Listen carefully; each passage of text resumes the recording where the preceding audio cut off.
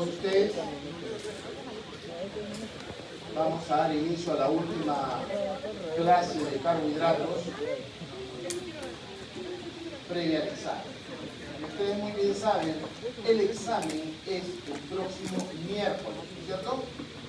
¿Sí? La hora sí no lo recuerdo bien, no sé si es a las 9 o a las 10 de la mañana. Revisen por favor su...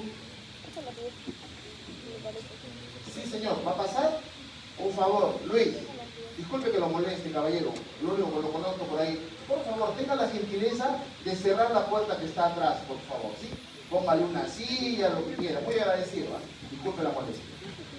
Bien, entonces como les estaba comentando, revisen, por favor, revisen su cronograma de exámenes, ¿bien? Para que puedan confirmar la hora, ¿bien? Nos han asignado dos aulas, me parece que es esta y la contigua, ¿bien?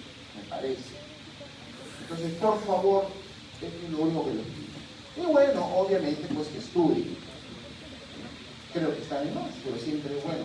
Consejo, hasta de un cuarto. Entonces, por favor, estudien para que puedan estar tranquilos. Yo siempre les menciono esto a los estudiantes. Este capítulo, o estos, bueno, capítulos le llamo, en realidad son 3 capítulos, ¿no? Enzimas, nucleicos y carbohidratos. Estos 3 capítulos son de alguna manera los más sencillos. Bien, la parte más difícil es proteínas.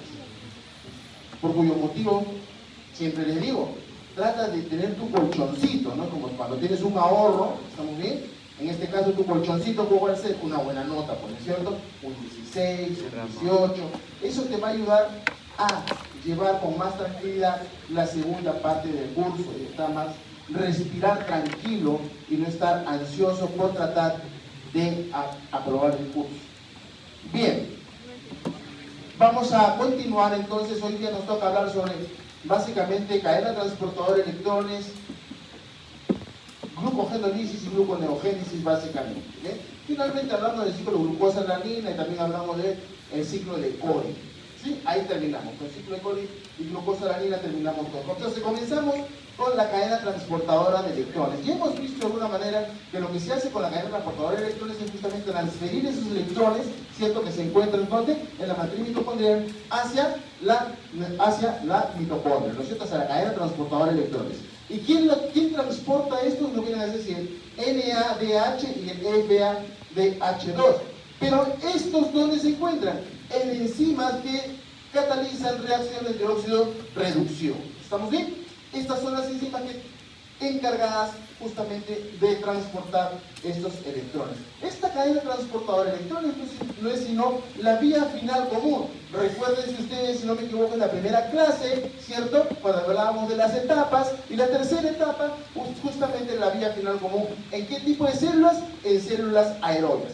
¿Dónde se encuentra esta cadena transportadora de electrones? En la membrana interna mitocondrial. Se encuentra adherida a ella.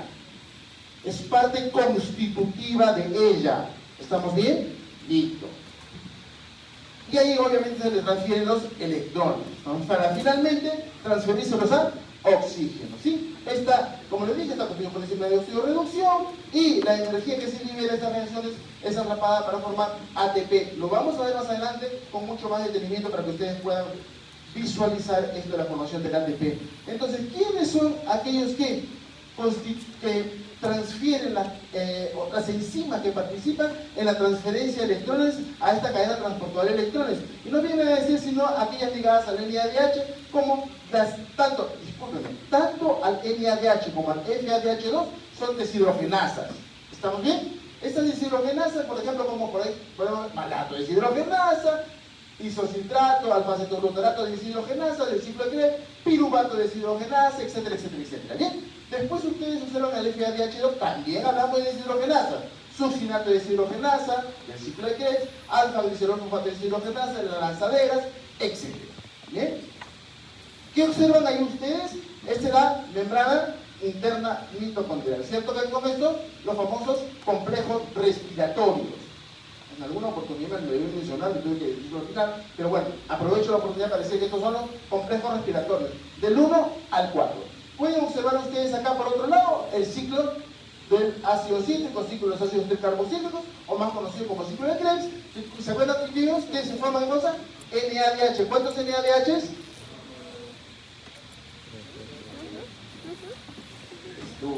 ¿Ven? ¿Cuántos FADH2? ¿Cuántos GTPs? Y el GTP es igualitito al ATP, ¿no es cierto? No, es similar, no es igual. No cometas el error. ¿Estamos bien? Muy bien, pero aprendemos, por ejemplo, que en el ciclo de los ácidos tricarboxílicos formamos NADH.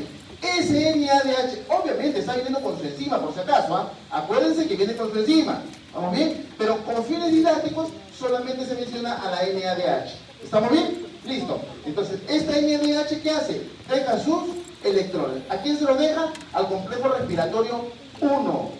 ¿Estamos bien? Listo. Y por otro lado, la FADH2 también deja sus electrones, pero no nos deja al complejo respiratorio 1, sino se los deja al complejo respiratorio 2, que se caracteriza por contener, miren ustedes, acá está, al duras penas se ve, pero ahí está la coenzima Q. Eso es lo que caracteriza al complejo respiratorio 2. ¿Qué más van a observar ustedes? Miren acá, que esos electrones que se van incorporando a esta cadena respiratoria o cadena transportadora de electrones van pasando del 1 al 2, del 2 al 3 y del 3 al 4 y finalmente esos electrones son cedidos al oxígeno. ¿Estamos bien? Gracias. ¿Correcto? Son cedidos finalmente al oxígeno para formar agua. ¿De dónde forma el agua? Por los hidrogeniones. Profesor, ¿y de dónde vienen los hidrogeniones? ¿De dónde vienen esos hidrogeniones?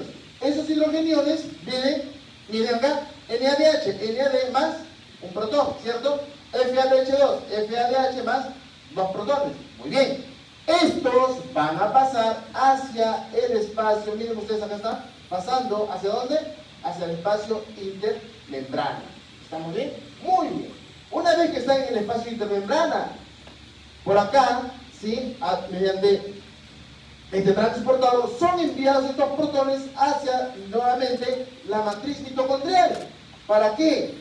Con esa fuerza, con esa energía que se está siendo enviado estos protones, van a servir para que el ADP más el fosfato inorgánico, el presente protón, formen ATP. ¿Estamos bien? Está ingresando entonces el protón. Muy bien, acá está. Este de acá va a servir para que junto con el oxígeno al cual se le transfieren los electrones, forme finalmente agua. Listo. Acá algo muy similar, miren ustedes, NADH, ¿cierto? Complejo respiratorio 1, miren ustedes cómo ingresan los protones por acá también y por acá también, ¿cierto? Acá creo que se aprecia mejor la coenzima Q asociada al complejo respiratorio 2, ¿bien? Acá está NADH, acá debe ser FADH2, ¿no es cierto? Muy bien. De manera tal que se transfieren los electrones y ya les dije, pasa 1, pasa 2, a 3, a 4, ¿bien? Y finalmente acá se observa, pero yo mejor, porque estas líneas celestes representan de alguna manera el traspaso de los electrones de un complejo a otro y finalmente esos electrones son cedidos al oxígeno.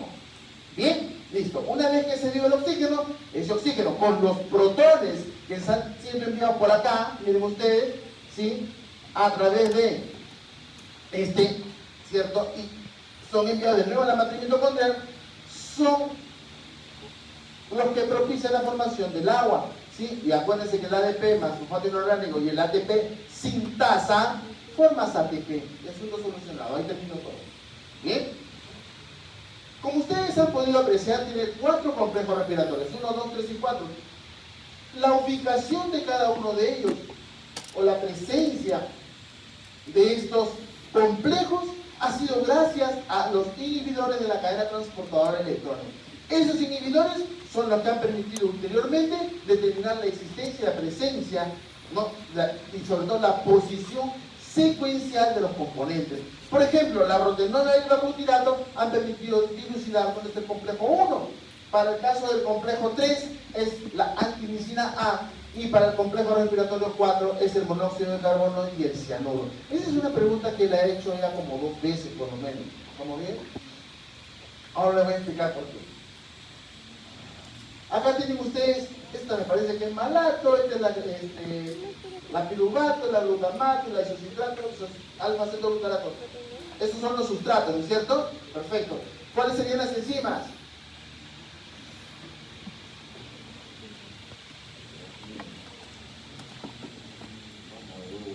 vale.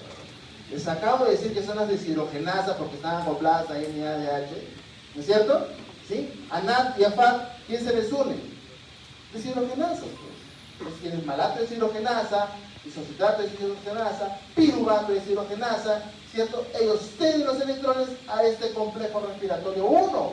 ¿Estamos bien? Y ahí tienen a la rotenona y el barbiturato. ¿Bien?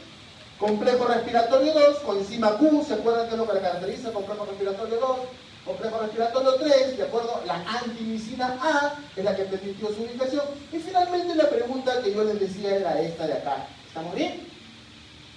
Este que es el complejo respiratorio 4, que está el citocromo A, A3, ¿de acuerdo? ¿Sí? Que lo que hace es convertir el ADP más orgánico en ATP, que es inhibido por el cianuro y el monóxido de carbono. La pregunta está en su banco de preguntas, que lo pueden revisar. No es el mismo, ¿de acuerdo? Es el caso de un señor que decide suicidarse, ¿estamos bien? Y se introduce en el auto, cierra todo herméticamente, las ventanas bien cerradas, ¿correcto? Y conecta una manguera desde el tubo de escape hacia el interior del auto. El señor muere ¿por qué?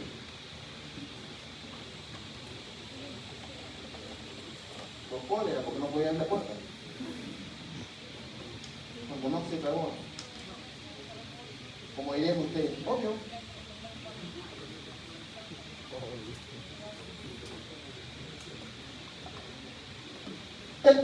El señor va a morir, ¿por qué? Porque si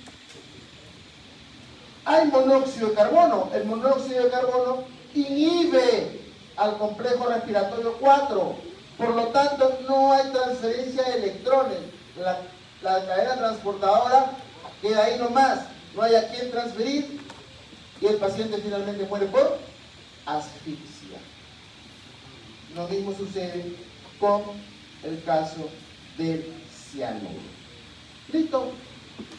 Esto es para recordar simplemente, este es un sistema antiporta, es decir, sale uno e ingresa otro. ¿Estamos bien? En este caso, ¿esta enzima cuál es? Muy bien, la ATP sintasa. ¿Estamos bien? Tienes ADP, fosfato inorgánico, ATP. Acá está la transferencia de los protones, ¿se acuerdan ustedes que habíamos hablado? Muy bien, ese ATP tiene que ser enviado, ¿cierto?, hacia el citosol. Acá está el sistema antiporta, sale ATP, ingresa ADP. ¿Ese ADP para qué? Para regenerar ATP, obviamente, ¿correcto? Listo, nada más que eso. Es un translocador ADP-ATP, ¿de acuerdo? Es un transportador que saca ATP y, como le decía, ingresa ADP. Muy bien. Esta es la manera de explicar cómo se puede desacoplar la cadena transportadora de electrones. La energía libre se acopla y forma ATP. Acá está, ¿cierto? La energía, ¿cierto?, que se forma, se acuerdan que le dije que hay una gran formación de energía. Esa energía se va a acoplar y va a formar ¿qué cosa? ATP. Perfecto, hasta ahí vamos bien. Obviamente, ¿dónde sucede la cadena transportadora de electrones? Sabemos muy bien que es en células aerobias. Excelente. Pero una mitocondria desacoplada, la energía libre puede liberarse como calor. ¿Y cuándo se desacopla la fosforilación oxidativa? Por ejemplo, cuando se usaba antiguamente un fármaco 2,4-dimetilfenol. Este fármaco era empleado con fines de reducir el peso a las personas. ¿Bien? ¿Qué es lo que ocasionaba en las personas? Que ésta comience a transpirar. Transpire, transpire, transpire, transpire, y de esa manera era como lograba bajar de peso a las personas. ¿Por qué se dejó de usar? Porque básicamente producía toxicidad de tipo hepática. ¿Bien? Esta relación fosfato-oxígeno, o sea, la relación ATP-mol-oxígeno es de 3. ¿Estamos bien? Es como cuando hablamos de... Vamos a irnos un poco al área de la nutrición, ¿de acuerdo? Cuando hablamos del factor Gateway, es decir, la cantidad de kilocalorías que aportan, ¿se acuerdan que al momento le dije? ¿Cuántas calorías aportan los carbohidratos? 4. ¿Cuántas calorías aportan los lípidos? 9. Y las proteínas, 4. Muy bien. Entonces, pero son números que son redondeados. Lo mismo sucede acá. Cuando hablamos de la relación fosfato-oxígeno, les dije que era 3, pero en realidad más o menos estamos como 2.5, 2.6, por eso dice que es 3.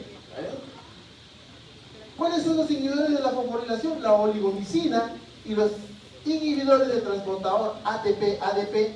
O sea, quien inhibe este transportador es el atractilócido. ¿Correcto? Listo. ¿Algo más? No creo. Esta es la hipótesis de la fosforilación oxidativa, ¿no? El transporte de electrones de la cadena respiratoria. ¿Qué es lo que sucede? Va a haber una transferencia de protones al espacio intermembrana. Eso ya lo mencionamos. ¿Se acuerdan en el dibujo, cierto? Los protones atraviesan la membrana. ¿Qué membrana? ¿Interna o externa? Interna, pues, ¿no es cierto? Interna, atraviesa la membrana interna. ¿Sí? Este espacio intermembrana se carga positivamente. Eso está acá. ¿Sí? No, perdón. Bueno, ahí también, pero mejor se aprecia acá. ¿Sí? Ahí está. El espacio intermembrana se carga positivamente. Claro que sí. Muy bien. ¿Qué más sucede entonces? Los protones regresan a la matriz. Todo esto ya se los he comentado. ¿Estamos bien? Los protones regresan a la matriz. ¿Sí? Se libera energía y esa energía es utilizada por la enzima ATP sintetasa, ¿cierto? ¿Para qué? Teniendo ATP y fosfato inorgánico forma ATP. ¿Estamos bien? ¿Listo? Ese es el rendimiento energético de la glucólisis y la respiración. La glucosa, hasta obtener los dos lactatos, ¿cierto? Tenemos una delta de G de 47 kilocalorías. ¿Sí? Listo. Pero desde el lactato hasta obtener CO2 y agua, que es lo que hemos visto, ¿dónde? En la cadena transportadora de electrones, ¿sí? Se tiene un delta de G de 639, lo cual me da un total de un delta de G de 686 kilocalorías. Esa es la energía que se obtiene como consecuencia de haber ingerido una mol de glucosa. ¿Estamos bien? Que es la misma cantidad de energía que requieren las células vegetales para formar la glucosa y que ustedes se lo coman. ¿Listo? Síntesis de glucógeno. ¿Cómo sintetizamos glucógeno? A partir de la glucosa, ¿cierto? ¿Cuáles son los tejidos en que primordialmente se forma glucógeno? Hígado y músculo. ¿Estamos bien? En el hígado más o menos hay como entre 80 a 100 gramos de glucógeno. Y en el músculo, 400. ¿Estamos bien? Ya hablamos en algún momento lo que era la concentración y otra cosa es la cantidad, ¿no es cierto? Hay mayor cantidad en los músculos y menor cantidad obviamente en el hígado. Pero si hablamos de concentración, la mayor concentración está en el hígado y la menor concentración en los músculos. Eso ya lo hemos visto. ¿Bien? Bueno, entonces este glucógeno que es sintetizado a partir de glucosa por la cetoisoquinasa, obtengo glucosa 6-fosfato por una fosfoglucomutasa, obtengo glucosa 1-fosfato. Esta glucosa 1-fosfato con una presencia de uridirtrifosfato y la enzima UDP-glucosa pirofosforilasa me da UDP-glucosa. Muy bien. Esa UDP-glucosa debe unirse al glucógeno, que ustedes miren, acá en la parte inferior aparece un N, ¿no es cierto? Esta UDP-glucosa, ¿qué es lo que hace? Por acción de la glucógeno sintetasa, deja la glucosa, libera el UDP y tiene glucógeno N+1, porque N me indica la cantidad de glucosas que tenía ese glucógeno. Como le estoy dejando una glucosa más, entonces es N+1. ¿Bien? Listo. Hace un tiempo atrás, en realidad era un poco complejo, no se sabía cómo explicar realmente qué sucedía cuando el glucógeno prácticamente había... ¿cómo le decimos? Se había desaparecido por completo, ¿no? Se había, extinguido, no, la palabra es extinguido, depletado, se había depletado por completo, ¿estamos bien? Y no había manera de cómo explicar ello, es decir, ¿cómo tienes más glucógeno si ya glucógeno no tienes? Entonces, la manera en que se explica ello es a través de esta proteína denominada glucogenina, que tiene un grupo oxidrilo en la tirosina y que se va a unir a la UDP-glucosa, recuerdo que proviene desde la glucosa, ¿cierto? Glucosa 6, glucosa 1, la enzima UDP-glucosa pirofosforilasa, ¿bien? Y tenemos la UDP-glucosa, que repito, se une a la glucogenina, ¿correcto? Y le deja, ¿qué cosa? Le deja una glucosa. Esa misma que encuentran ya con un grupo, se le une la UDP-glucosa nuevamente y deja también la glucosa y se va alargando la cadena de esta cosa, de esta glucogenina. ¿Estamos bien? Y bueno, pues obviamente no vamos a hacer uno tras otro, Entonces tenemos acá ya toda la cadena que se ha formado unida a la glucogenina. ¿Estamos bien? Entonces vamos a tener que hay una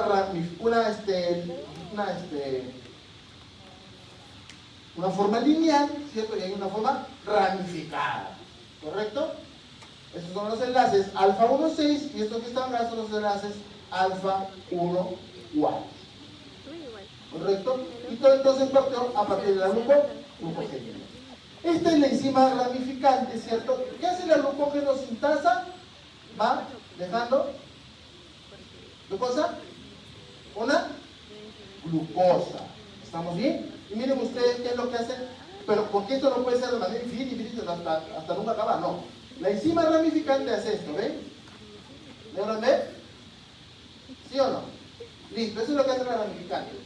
Cuando está larga la cadena, lo traslada, ¿de acuerdo? Para que no siga creciendo en el mismo lugar. ¿Bien? Entonces, eso da lugar a las múltiples ramificaciones que tienen enlaces alfa 1, 6. ¿Estamos todos de acuerdo? Lo mismo acá, miren ustedes para que vean acá. Enlace alfa 1, 6, ¿correcto? Y acá están los famosos enlaces alfa 1, 4 del glucógeno. Muy bien, pero para que se degrade ese glucógeno se necesita la presencia de la fosforilasa A. Esa fosforilasa A requiere de fosfato inorgánico para degradar el glucógeno. ¿Y qué obtengo? Glucosa 1-fosfato. ¿Estamos bien? Glucosa 1-fosfato. Ahora, esa glucosa 1-fosfato va a ser la que posteriormente va a hacer de que se convierta en glucosa 6 y depende de qué tejido estemos hablando. Si es muscular o si es hepático, me va a dar glucosa libre o se va a vía glucolítica. ¿Estamos bien? Listo. Entonces miren ustedes, esta fosforilasa lo que hace, como les digo, es escindir esta parte de la cadena y obtengo glucosa 1-fosfato. Entonces, vamos bien, ¿no? La fosforilasa va cumpliendo esa función hasta que llega un punto en que la fosforilasa dice, no, un momentito, hasta acá nomás, ya nos podemos seguir porque la fosforilasa ya no reconoce esa cadena. ¿Estamos bien? Al no reconocer la cadena, entonces dice, tiene que entrar acá otra enzima, y la enzima que viene acá es una transferasa. ¿Estamos bien? La transferasa lo que hace es esto, miren. ¿Lo logran ver? Yo creo que sí, ¿no? Fosforilasa, transferasa. Fosforilasa, transferasa. La transferasa transfiere. Su mismo nombre lo dice. ¿Bien? Listo. Y de esa manera ya no requiere de la acción, digamos, de la fosforilasa. Muy bien. Entonces después viene acá qué cosas. ¿Qué les quedó? Miren ustedes, les quedó esta. ¿Qué es esto? Una glucosa, ¿no es cierto? Muy bien. Para sacar esa glucosa de ahí, entra una alfa 1,6 glucosidasa, porque acuérdense que está en posición 1,6, no está en posición 1,4. Entonces es una alfa 1,6 glucosidasa y me libera la glucosa. Sencillo. De esa manera degradas glucógeno. Esto que ustedes observan acá es un resumen de todo lo que hemos visto previamente, porque es un resumen, porque todo lo que sale está simplemente acá como glucógeno con N moléculas de glucosa por acción de la glucógeno fosforilasa y fosfato inorgánico, ¿cierto? Me da glucosa 1-fosfato y glucógeno N-1. Claro, porque ha perdido una glucosa. Y acá tiene la glucosa 1-fosfato. Listo. Es lo mismo, por si acaso, simplemente con un resumen. Entonces, para la degradación del glucógeno requieres glucagón y epinefrina para tener glucosa y la insulina para que a partir de la glucosa formes glucógeno. Así es sencillo. Bien. Con relación a la regulación de la degradación de glucógeno, es decir, ¿cómo se regula esta degradación? ¿Cierto? El glucógeno, ¿se acuerdan que teníamos glucosa 1-fosfato? Muy bien. Por haciendo una mutasa, ese glucógeno 1-fosfato se transforma en glucosa 6-fosfato. Y hace unos instantes les acabo de mencionar que hay dos caminos por los que sigue dependiendo del tejido en el que hablemos. Si estamos hablando de un tejido muscular, ¿estamos bien? Sigue, donde estamos muscular, acá. Sigue la vía glucolítica. Glucosa 6, fructosa 6, y de esa manera induzco ¿qué cosa? ¿Qué enzima induzco? ¿Cuál? Una semana. la fosfofructoquinasa 1. ¿De acuerdo? ¿Para qué? Para que me haga vía glucolítica y llegue finalmente al lactato. Porque, ojo, estamos en el músculo. ¿Y en el músculo qué cosa hay? ¿Más NAD o más NADH? ¿Ah? Fuerte, por favor. En el músculo hay más NADH. Entonces el piruvato se convierte en lactato. ¿Estamos de acuerdo? Listo. Bien. Veo caras que dicen que habla el profesor, ¿no? ¿Cómo va a hacer eso? La glucosa 6-fosfato le dije que depende. En el músculo hace glucólisis, pero en el hígado no. En el hígado, la glucosa 6-fosfato, mediante la glucosa 6-fosfatasa, forma glucosa sanguínea. ¿Se acabó? Profesor, ¿y por qué en el músculo no hace lo mismo? ¿Alguien sabe?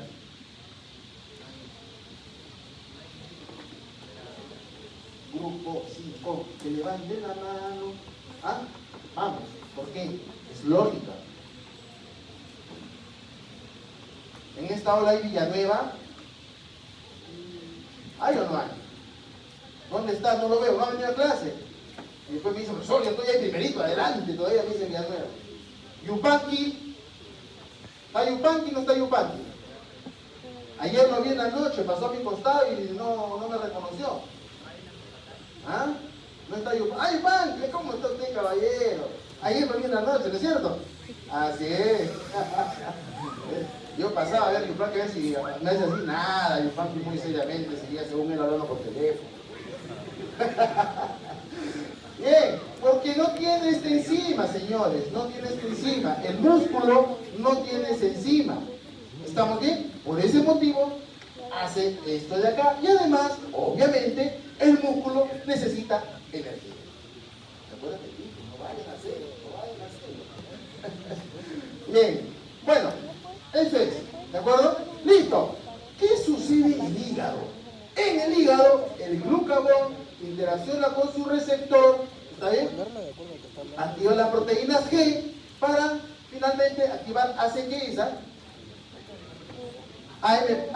la adenilciclasa. AC es adenilciclasa, ¿estamos bien? Para convertir el ATP en AMP cíclico. Y este AMP cíclico me va a servir para activar proteína quinasa A. Proteína quinasa A es un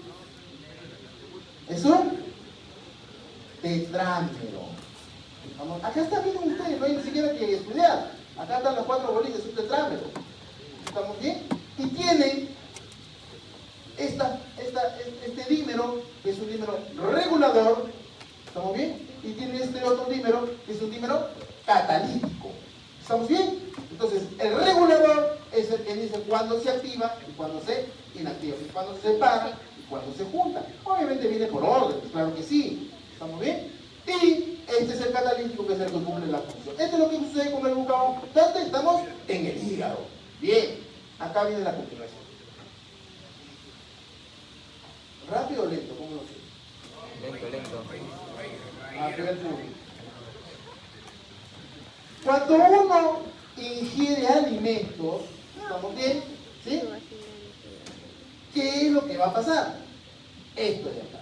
La proteína quinasa A, que está activa, ¿estamos bien? Me va a inactivar la glucógeno sintasa. No, disculpe. Borre. La proteína fosfatasa, ¿de acuerdo? La proteína fosfatasa lo que hace es defosforila la glucógeno sintasa y la torna activa, de tal manera que se almacene la glucosa bajo la forma de glucógeno. Eso es cuando has ingerido alimentos. ¿Estamos bien? Muy bien. A su vez, esta misma proteína fosfatasa, ¿cierto? Transforma la fosforilasa A en fosforilasa B. De esa manera, ¿estamos bien? Ya no hay degradación de glucógeno. Porque mientras hay síntesis, no puede haber degradación al mismo tiempo. ¿Estamos de acuerdo? Bien. Entonces, repito. Ingieres alimentos. La proteína fosfatasa activa, la glucógeno sintasa. Al estar activa la glucógeno sintasa, se comienza a formar glucógeno. Listo. Pero cuando dejas de ingerir alimentos, además, obviamente, ¿no es cierto? Además, esta proteína fosfatasa inactiva la fosforilasa A, la convierte en fosforilasa B y no hay degradación de glucógeno. Bien. Esta proteína fosfatasa, además, ¿cierto?, convierte la fosforilasa quinasa que está activa en inactiva y de esa manera evita la conversión a fosforilasa A. Todo eso mientras comes.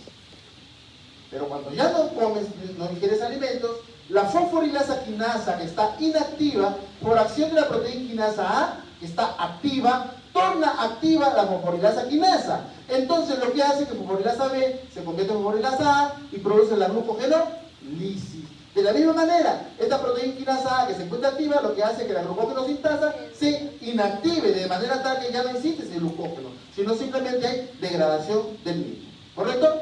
¿Listo? Sencillo, básico y elemental. Disculpe, me faltaba comentar lo siguiente. Como estamos en el hígado, ¿cierto? Cuando hay degradación de glucógeno por acción de esta fosforilasa A, ¿se acuerdan los dibujos previos que había? ¿Sí? En que actuaba la fosforilasa A. Muy bien. Entonces, glucógeno al final, ¿qué les daba? ¿Se acuerdan? Glucosa 1-fosfato por una mutasa, le da glucosa 6-fosfato y finalmente en el hígado obtenemos glucosa. Y esa glucosa, repito, es para mantener la glicemia. ¿Esto dónde? En el hígado. Muy bien. En el músculo sucede algo muy similar. ¿Bien? ¿Por qué? Pero en este caso ya no es el glucagón, es la epinefrina, que actúa con su receptor, la proteína G, activa, ¿qué cosa? AN ciclasa para convertir ATP en AMP cíclico, activa proteína quinasa A, ¿se acuerdan? El tetrámero, los dímeros, es casi igualito. Acá también lo mismo, ¿de acuerdo? Hablamos de cuando comes, ¿qué cosa? La glucogenosintasa tiene un fosfato por la proteína fosfatasa. ¿Qué pasa? Se convierte en glucogenosintasa activa, lo que hace que se vaya almacenando la glucosa en glucógeno. ¿Estamos bien? De la misma manera, la proteína fosfatasa convierte la fosforilasa A en fosforilasa B y también inactiva la fosforilasa quinasa para que la fosforilasa B no se convierta en fosforilasa A. Pero eso es cuando comes. Cuando no comes, la fosforilasa quinasa, por acción de la proteína quinasa A, se torna activa, la fosforilasa quinasa también se torna activa, de manera tal que la fosforilasa B se convierte en fosforilasa A, y eso hace que el glucógeno se degrade para obtener glucosa no fosfato. Esto estamos hablando en el músculo, y este glucosa no fosfato, ¿qué lo tenemos en el ¿cómo se llama? En el músculo. Glucosa 6 fosfatasa. No hay. Entonces esta glucosa 6-fosfato convierte en fructosa 6-fosfato vía glucolítica, porque la fructosa 6-fosfato, ¿qué es lo que hace? Activa la fosfofructoquinasa 1. ¿Estamos bien? Listo, es algo muy similar, ¿correcto? Esto es lo que sucede en el hígado. ¿Estamos bien? Acuérdense que en el hígado hablamos de ¿qué? De glucagón. ¿Sí? Ahora, vamos a ver que en el hígado la adrenalina, por eso dice ojo, hígado adrenalina, ¿de acuerdo? Se une a su receptor adrenérgico, ¿sí?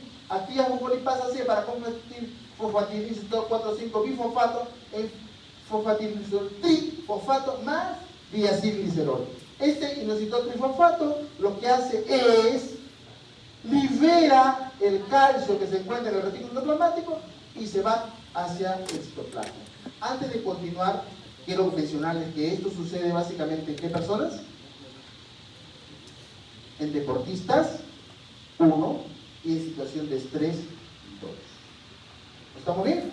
Listo. Por si acaso, porque profesor, qué raro, usted me está hablando del glucagón, ahora habla que la adrenalina. Básicamente en deportistas, ¿estamos bien? Pero también ante una situación de estrés. Es un estrés fuerte. Bien, ¿se acuerdan del calcio citoplasmático? Muy bien, ese calcio citoplasmático va a hacer que se active la fosforilasa quinasa, ¿no? Porque tiene una calmodulina y ahí se va a unir el calcio de manera tal que la fosforilasa quinasa se torna activa. Esta fosforilasa quinasa activa lo que hace es convertir la fosforilasa B en fosforilasa A en presencia de ATP, ¿cierto? Porque acuérdense que le da un grupo fosfato. Y esta fosforilasa A lo que hace es, ¿qué cosa? Libera una glucosa 1-fosfato. Estoy en el hígado, ¿cuál es el destino? Pregúntale a su compañera que está viendo cuál es el destino de él. Ya saben quién es. ¿Cuál es el destino? Glucosa libre. Estoy en el hígado. Pueden salir preguntas de ahí, ¿sí, no?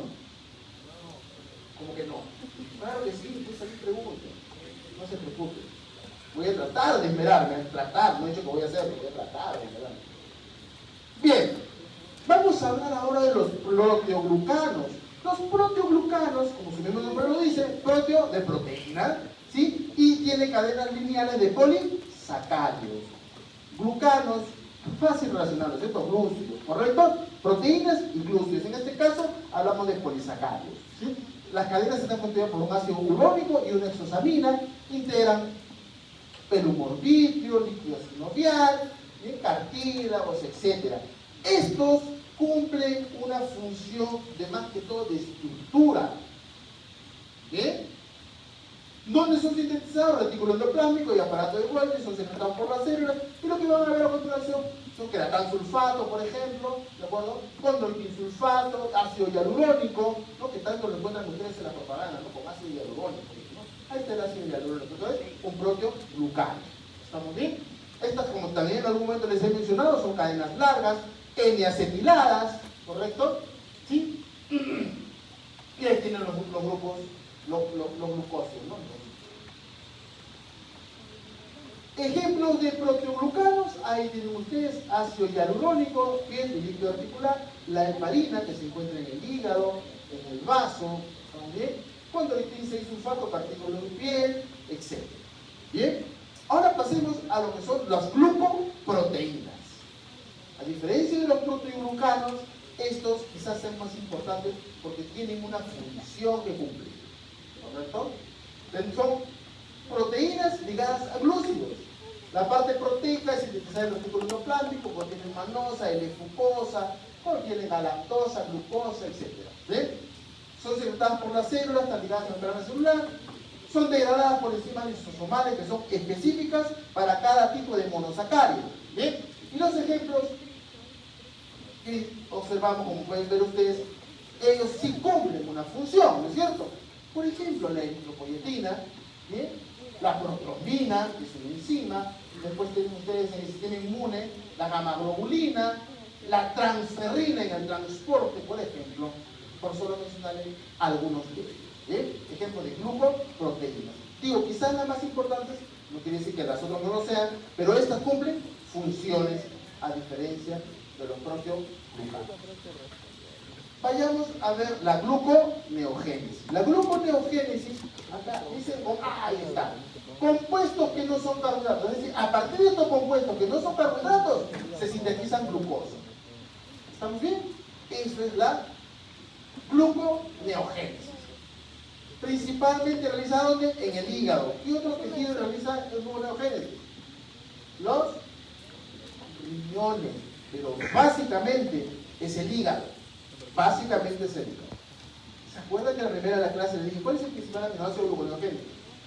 Alanina, 400. Alanina. ¿Estamos bien? Pero también, a partir del lactato y glicerol, lo vamos a ver más adelante. ¿Quiénes participan? Enzimas, obviamente, que no forman parte de la glucólisis. ¿Estamos bien? Y en condiciones en que la piruvato deshidrogenasa, claro que ni hablar, la piruvatoquinasa, la glucoquinasa y la fosfofructoquinasa están relativamente inactivas. ¿Por qué? Porque esas son enzimas de la vía glucolítica y enzimas son enzimas claves de la vía glucolítica. Fosfofructoquinasa 1, piruvatoquinasa, ¿estamos bien? Glucoquinasa, todos son enzimas claves de la vía glucolítica. Estas son las principales enzimas de la gluconeogénesis. Y observen ustedes ahí, por ejemplo, la piruvato carboxilasa, que convierte el piruvato en oxalacetato, la fosfoenol piruvato carboxilasa. Esa es importantísima en la gluconeogénesis, porque es la que convierte el oxalacetato en fosfoenol piruvato. Después tenemos la fructosa 1,6 bifosfatasa, ¿no? Que convierte la 1-fructosa 1,6 en fructosa 6, y finalmente la glucosa 6-fosfatasa, ¿se acuerdan? Esa glucosa 6-fosfatasa está solamente ¿dónde? ¿Dónde? En el hígado. ¿Se acuerdan que le dije que en el músculo no hay? Por eso que en el músculo no puede formar glucosa libre, sino en el músculo forma glucosa 6, fructosa 6 y el glucolítico. ¿Estamos bien? Listo. Entonces, para que esta gluconeogénesis tenga lugar, el tejido adiposo aporta glicerol. ¿De dónde proviene ese glicerol?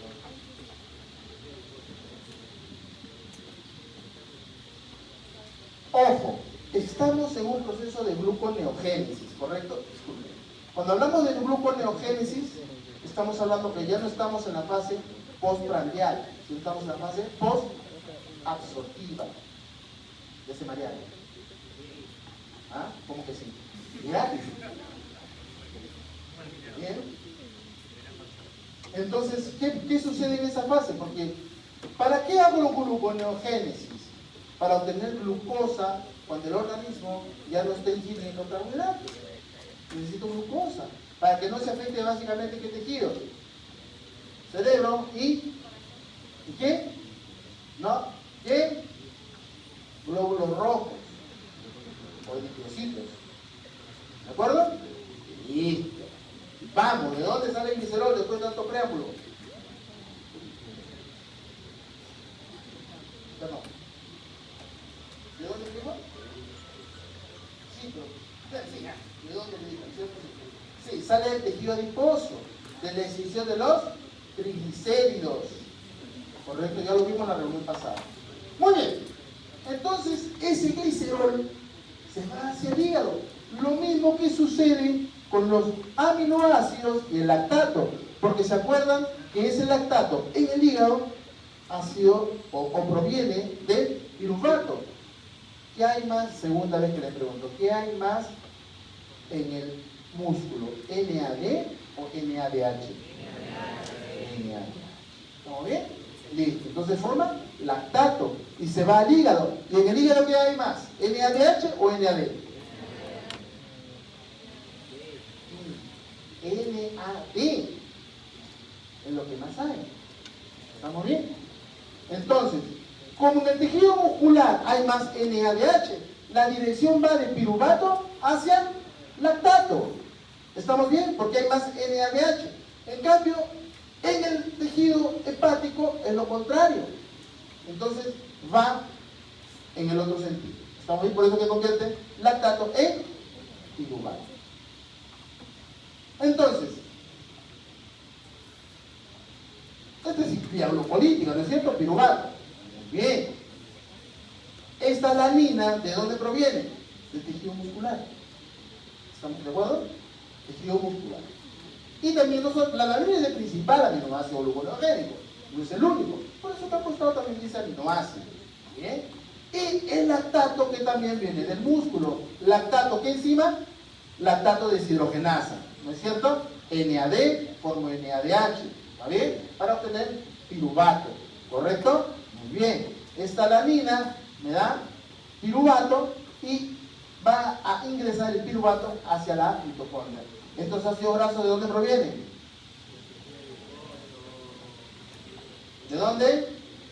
Del tejido adiposo, ¿no es cierto? Y también va a ingresar a la mitocondria. Muy bien. Ese piruvato que ingresa a la mitocondria, ¿sí? Como yo sé que ustedes se grabaron el simple inglés encima por encima, saben ustedes muy bien que la piruvato carboxilasa me convierte el piruvato en oxalacetato.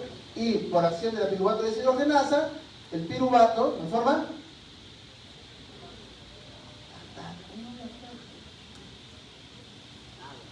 ¿ah?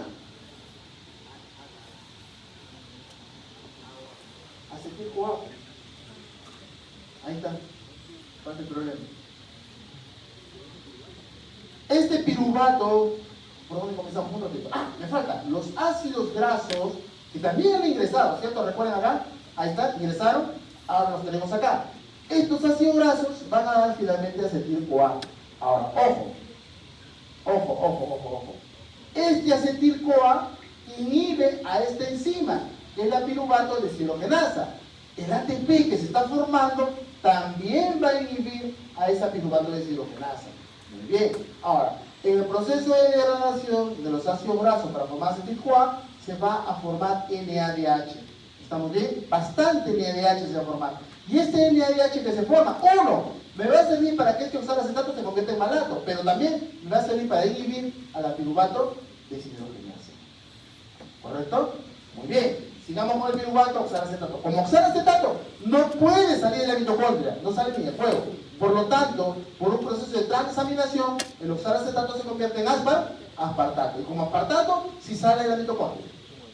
De la misma manera, malato, ¿cierto? Oxalacetato, malato sale, no hay problema. Y el acetil-CoA, ¿cierto? Ya cuando hablamos de un ayuno, ya estamos comenzando a formar cuerpos cetónicos, ¿bien? Eso también sale de la mitocondria. ¿Qué sucede? Aspartato, ¿cierto? Recuerden acá, aspartato, muy bien. El aspartato salido y por transaminación forma oxalacetato, ¿correcto? El malato sale y listo, como tal, me da oxalacetato. Tengo oxalacetato y oxalacetato en presencia de GTP, ¿sí? Me da fosforopiruvato. Encima, ¿se acuerdan? Una de las enzimas más importantes de la gluconeogénesis es la fosforopiruvato carboxiquinasa. Listo. Y de ahí es prácticamente un proceso de glicólisis en reversa. ¿Bien? Y entonces, aminoácidos de los músculos, ¿cierto? Lactato, también. Tengo piruvato, presente. Ese piruvato entra en la mitocondria, oxalacetato. ¿Qué enzima? ¿Qué enzima? No son un observador. Yo les he dicho lo siguiente. La manera como yo aprendo las cosas, les comento, me acuerdo que es a veces relacionando una cosa con otra. ¿Estamos bien? Porque memorizarla, que es esta, que es la otra, para mí no funciona. De repente para ustedes sí. Miren acá. Si tú ves en la gráfica que te muestran en los libros, ¿cierto? Entre comillas, hacia atrás, ¿qué tienes hacia atrás? ¿Qué tienen los animalitos atrás? La cola. Entonces, la C de cola, piruvato carboxilasa. ¿Y quién está delante de la C en el alfabeto? La D, pues está delante. ¿Quién está delante? La piruvato de C, lo demás. Nada del otro mundo. No tienes que memorizarte que es esta, que es la otra. No. Simplemente te das cuenta que el animalito tiene la cola, ¿cierto? Entonces, la piruvato, carambas. La piruvato carboxilasa. La piruvato carboxilasa, ¿cierto? Me da oxalacetato. Acá proceso de transaminación, me da aspartato, ¿cierto? ¿Sí? Y sale de mitocondria para formar oxalacetato de nuevo. Malato, sale como tal, oxalacetato, fosfonolpiruvato carboxilasa, para formar fosfonolpiruvato. Muy bien. Pero la conversión de fosfonolpiruvato en piruvato está fuertemente inhibida por la presencia de alanina y ATP. Porque si eso no fuera así, esto sería un ciclo inútil. ¿Ahí? Daría vuelta. ¿Por qué? Porque esta enzima, ¿qué enzima es? Ahí no les he dicho. ¿Qué enzima es? La piruvato quinasa, ¿no es cierto? La piruvato quinasa. Es la última enzima que forma piruvato. Esta enzima clave también de la vía glucolítica, ¿se acuerdan ustedes? Muy bien. Entonces tiene que estar bloqueada, tiene que estar inhibida. Porque si no, como les vuelvo a repetir, me hace este ciclo, disculpen la expresión, ciclo inútil, y sigue dando la vuelta, y nunca voy a lograr que me haga gluconeogénesis. Por eso que está fuertemente inhibida, como les digo, por alanina y por ATP. De manera que el fosfonolpiruvato en glicólisis reversa va finalmente como producto la glucosa. ¿Correcto? ¿Listo? ¿Fácil? El glicerol, ¿se acuerdan? ¿Qué forma? Glicerol 3-fosfato, ¿cierto? Y a partir de este da dihidroxiacetona-fosfato y de esa manera también ingresa para la gluconeogénesis. Estos son algunos de los aminoácidos que son producto del músculo, que libera aminoácidos que van a contribuir, ¿cierto?, con componentes, en algunos casos, del ciclo de Krebs, ¿estamos bien?, y de la gluconeogénesis, ¿bien? Va a ser de utilidad para... lo que pasa es que hay dos señoritas, que no es la primera vez, es la tercera vez que las veo que esta semana dando la risa. Si le parece graciosa la clase, pues no sé, cuéntenos el chiste, por favor, para reírnos todos acá. De repente no, por favor, vengan adelante y cuéntenos el chiste. Sí, usted sabe a qué me refiero, las dos están jajajaja. Es la tercera vez que las veo haciendo lo mismo. No es la primera, si fuera la primera se las paso. Y si no lo volvieran a hacer, no importa. ¿Ok? Tampoco no busco que tenga soldados acá, ¿no es cierto? Tienen que mostrar expresiones, ¿correcto? Pero ya una vez, 2 veces, 3 veces. ¿Cuál es el chiste, por favor? De repente hay un chiste del siglo III. Nos gustaría conocerlo. Sí, ustedes, las únicas dos que están acá, y no se hagan las desentendidas. La próxima vez se ríen afuera. ¿Estamos bien? ¿Sí? ¿Quedó claro? Pregunto si quedó claro, señorita. ¿Sí? Ya. Porque si es un chiste, yo creo que todos merecemos reírnos, ¿no es cierto? No hay que reírse de uno solo, porque hay que ser tan egoísta. Busquemos todos relajarnos y, ¿cómo se llama? Y disfrutar de ese momento de gracia. Pero no todo en la vida es seria, ¿no es cierto? Tenemos que tener momentos también para relajarnos. Bien, entonces todo esto, como le dicen, contribuye a el ciclo de Krebs. Ya me sacaron, creo que tenía algo más que decirles. Ya me sacó el video. Entonces, esta gluconeogénesis lo que hace es, ¿qué cosa?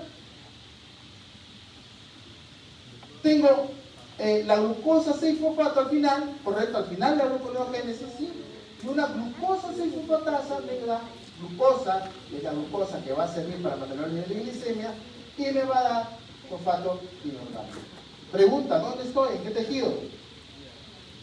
¿Ah? En el hígado. Acuérdense, esta enzima solamente está en el hígado. ¿No ven? Muy bien. Esto es algo que quizás yo estaba hablando y ustedes decían fase postprandial, fase postapropia. ¿De qué habla el profesor, no? Es esto de acá. La fase postprandial es de las 0 a 4 horas, de las 4 a 12, la postapropia. Ayuno temprano es de las 12 a las 36 horas, de 2 a 24 días es el ayuno, inanición temprana, e inanición prolongada es de 24 a 50 días. ¿Qué cosa quiere decir ello? Que si ustedes, por ejemplo, vamos a suponer, vamos a poner un supuesto, que ustedes tomaron el día de ayer, o ingirieron, mejor dicho, su cena, vamos a poner a las 7 de la noche, porque tenían que estudiar, llegaron temprano, se asearon, se pusieron a estudiar a 7 de la noche, no tomar algo ligero, un cafecito, sabe Dios, o comiste, etc. Muy bien. Esa comida fue la última, 7 de la noche ya, 7:30 terminaste, a más tardar. A las 7:30 del día de hoy, ¿cuántas horas son? 12 horas. No has ingerido nada de alimentos, van 12 horas. 7:30, 8:30, 9:30, ¿qué hora es? Las 10. Vamos a sumarle la media, 10:30, ¿de acuerdo? Son 3 horas más, son 15 horas sin ingerir alimentos, entonces esa persona se encuentra acá, en ayuno temprano.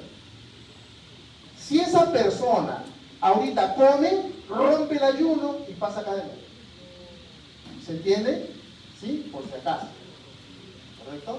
Ahora, el máximo tiempo que una persona ha logrado vivir sin ingerir alimentos ha sido más o menos un promedio como de 54 días o 58 días más o menos, no más, sin ingerir alimentos. ¿Estamos bien? No como esa huelga de hambre que hacen acá, ¿no? Ingresan a hacer huelga de hambre y después ser más gordos. ¿Bien? No. Una verdadera huelga de hambre, 54 a 58 días es lo máximo que una persona ha logrado vivir sin ingerir alimentos. Es decir, esa persona ya se encontraba acá, en inanición prolongada. ¿Correcto? ¡Listo! Pasemos. Entonces, lo que van a ver aquí ustedes son los niveles de sustratos de hormonas, según los estados, ¿no? Si está nutrido, si está en ayuno o está en inanición. Lo que importa acá, miren ustedes, uno, por un lado, que la insulina comienza a crecer. Por supuesto, si no tienes ningún sustrato sobre el cual va a tener injerencia. Porque acuérdense, ¿quién es el principal o el más potente estímulo para la liberación de insulina? ¿Cuál? La glucosa. Si no hay glucosa, en 5 semanas de inanición, ya, pues no, olvídate, ya no hay. El glucagón comienza a incrementarse, ¿cierto? La glucosa se va casi a mantener en usted. 4,8, por eso sí, pero baja, claro que baja, pero mira, 4,8, 3,8. Y de 3 días a 5 semanas, casi se mantiene igual. De 3,8 a 3,6, es decir, la glicemia se sigue manteniendo. Bien. El más importante, estos dos de acá, los últimos dos, vienen así de cosa, cuerpos cetónicos. El que se incremente en mayor cantidad es el 20-hidroxibutirato, que es de 0,03 pasa hasta 6 milimolares. ¿Bien? Listo. Bueno, esos son los cuerpos cetónicos y los ácidos grasos, como ustedes ven, ¿no? Que primero aumenta, ¿cierto? A 0,6, después se duplica, después casi se mantiene por ahí. Esto es para mantener la homeostasis de la glucosa, para observar cómo se mantiene la homeostasis de la glucosa, que como les vuelvo a repetir, es importante por dos cosas. Uno, para mantener ¿qué cosa? La glicemia, ¿en dónde? En el cerebro y en los eritrocitos. Bien. Miren ustedes, en la glucosa exógena, pasada las 4 horas, desaparece.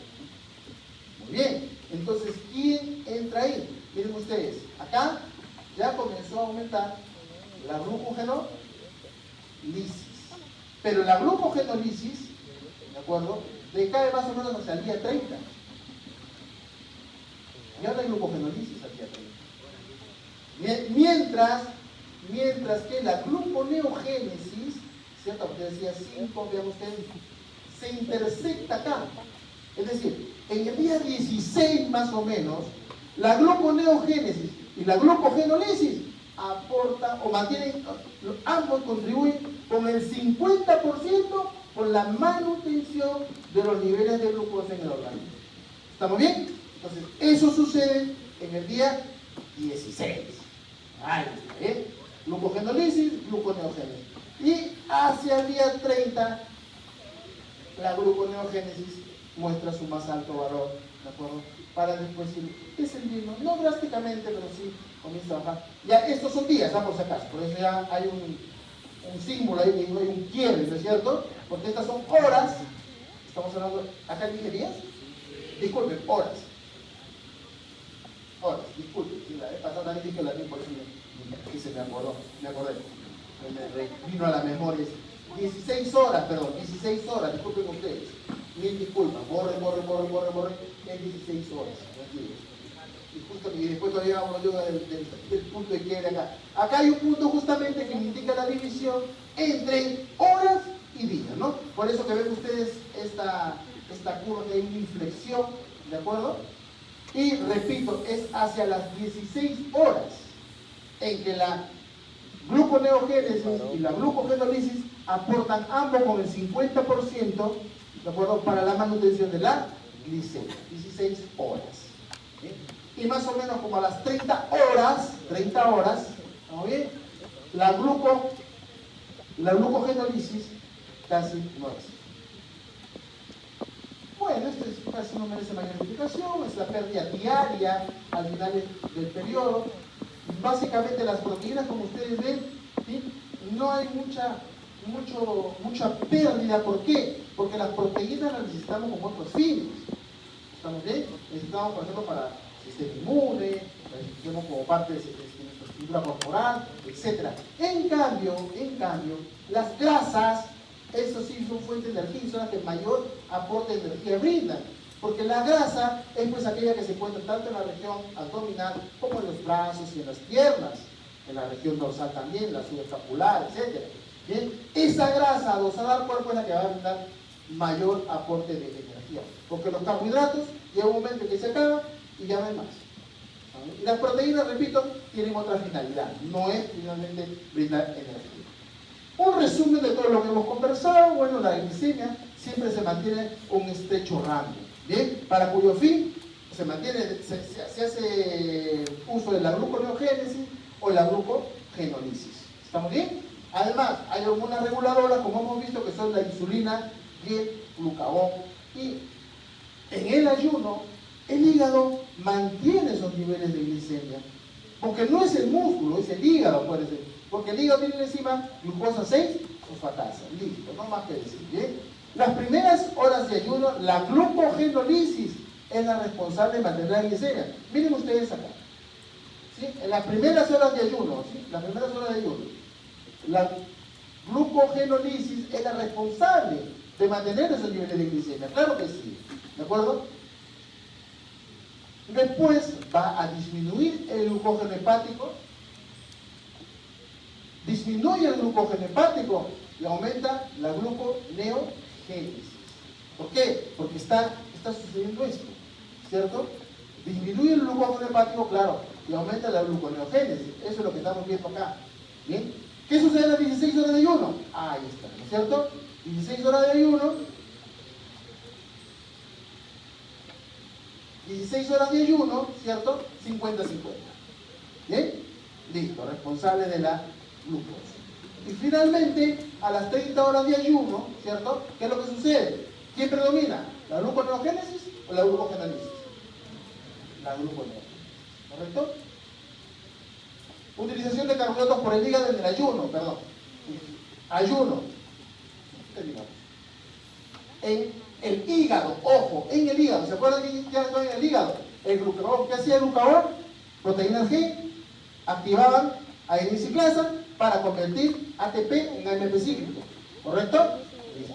Ese AMP cíclico lo que hace es convertir glucógeno en glucosa fosfato. Estoy en el hígado. Ese glucosa fosfato con una mutasa me da glucosa 6-fosfato y finalmente tengo glucosa. Listo, es algo que ya hemos visto de alguna manera. Además, los aminoácidos, estamos hablando del ayuno, ¿estamos bien? Los aminoácidos que provienen del músculo, ¿correcto? ¿Sirven para qué? Para ingresar, ¿cierto? ¿Cómo qué? ¿Cómo? Piruvato, ¿cierto? Después, ¿qué tenemos? Oxalacetato. ¿Oxalacetato sale como tal? ¿Cómo que sale? ¿Ah? Aspartato. Malato es otra cosa. ¿No ven? Como aspartato. ¿Ven? Listo. Ulteriormente, todo ello para decir que hace gluconeogénesis. ¿Estamos de acuerdo? Bien. Este lactato, que proviene de dónde? Del músculo, ¿cierto? Se convierte en piruvato. Lo mismo, ¿cierto? Para gluconeogénesis. Esto es lo que sucede, en cambio, en el tejido muscular. Ahí tenemos la adrenalina, ¿cierto? Adenina ciclasa, AMP cíclico, glucógeno, glucosa 1-fosfato, ¿cierto? Y tengo glucosa 6. Acuérdense, no hay glucosa 6-fosfatasa, por lo tanto, sería glucolítica y termina como piruvato, ¿no? Para finalmente dar lactato. Ahora, a partir de piruvato por transaminación, obtengo alanina. ¿Bien? Este piruvato hace el mismo procedimiento, se puede creer que estoy hablando de ya el tejido muscular. Entonces, viendo cuáles son los destinos de la glucosa en el tejido periférico. Insulina, ¿qué es lo que hace? Moviliza GLUT4. ¿Estamos bien? Y fue una pregunta en el seminario anterior.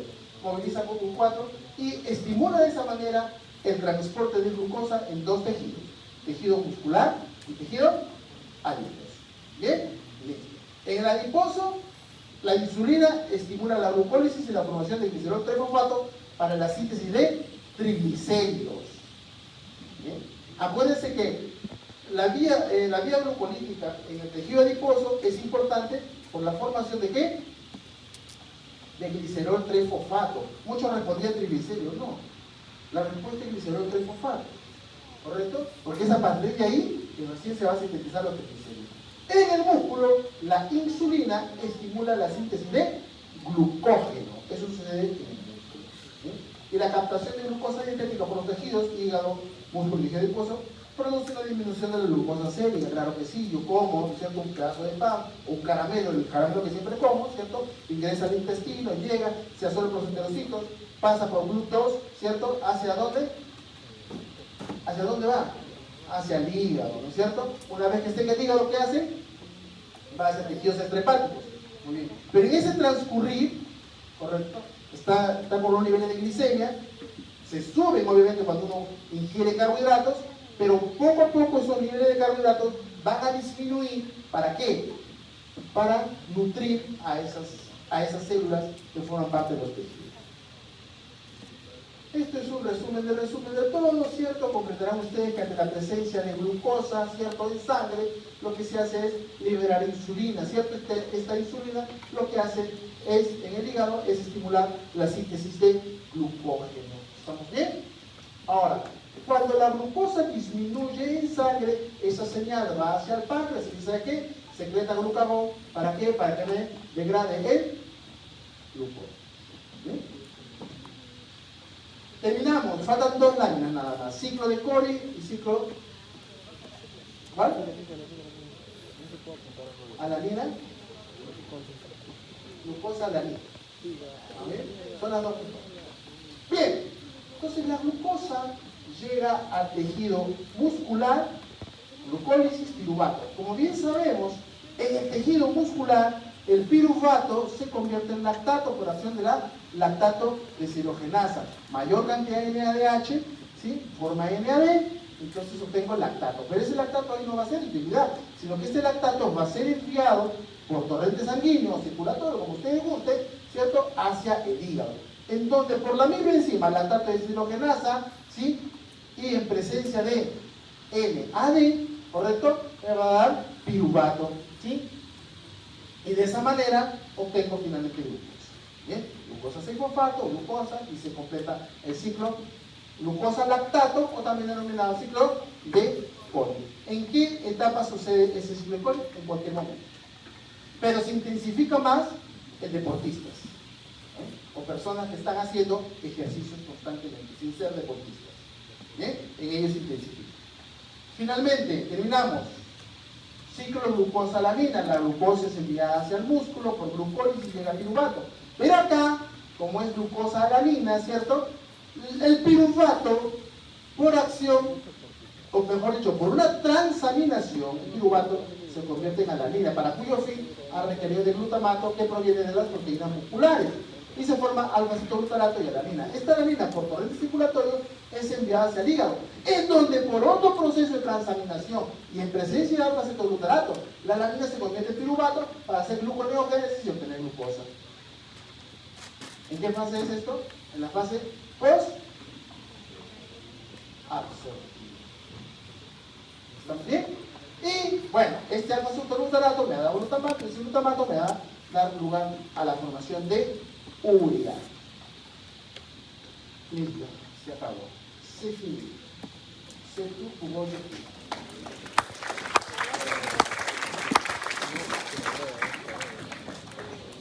Muy bien, señores.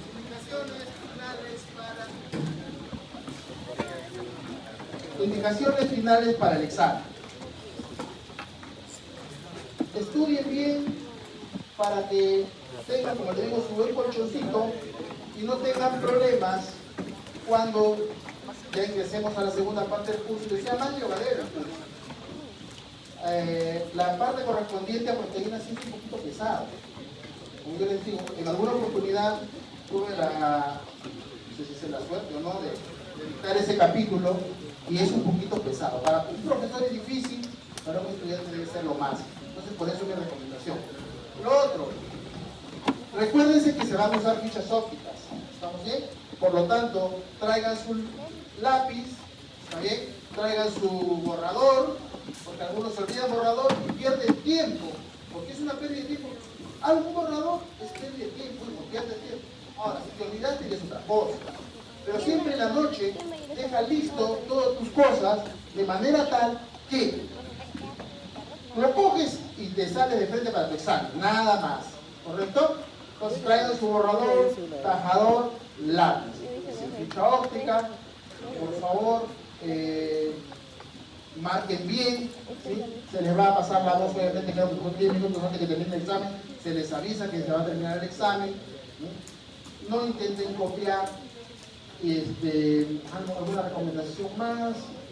Creo que eso sería todo, que yo recuerdo. Bien, les deseo mucha suerte y bueno, espero que no haya, mi deseo es que no haya muchos aprobados, pero eso no depende de mi persona, depende únicamente de ustedes. Bien, entonces terminamos esta primera parte del curso, se acabó la mitad del ciclo. Por favor, traen sus papelitos acá.